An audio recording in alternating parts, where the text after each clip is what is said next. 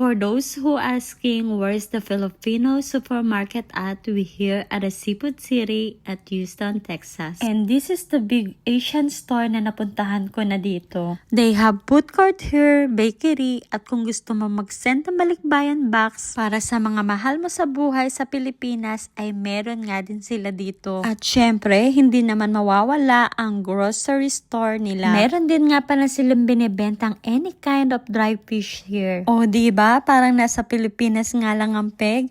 Meron din silang any kind of frozen foods dito. Ikaw na nga lang talaga ang mamimili sa dami ng makikita mo.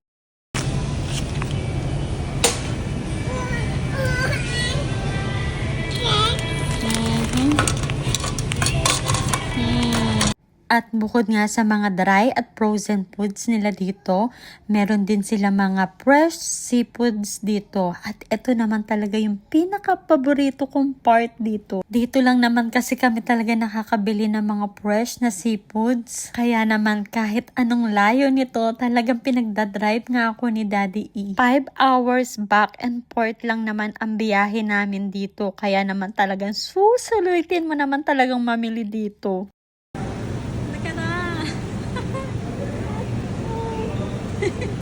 And they have any variety foods na mabibili mo dito sa Seafood City na very affordable at talaga naman masasabi mong masarap. At kung mahilig ka naman sa mga seafoods at barbecue, ito ang part na para sa'yo. At meron din silang any kind ng mga menu dito. At masasabi mo naman talagang mga fresh yung mga iniihaw nila. At kung nagka-cravings ka naman sa mga street foods, meron din silang dito niyan, mga ante. Bukod sa street foods, meron din silang mga iba-ibang klaseng kakanin dito.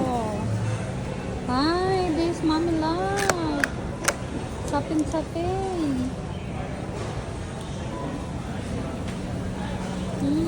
Kunchinta.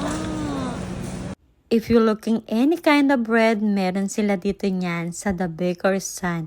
Masasarap yung mga bread nila dito. One of our favorites here, the ubi cheese rolls. Hi, ramdam mo na talagang spirit of Christmas here. You know we're in the Filipino grocery store.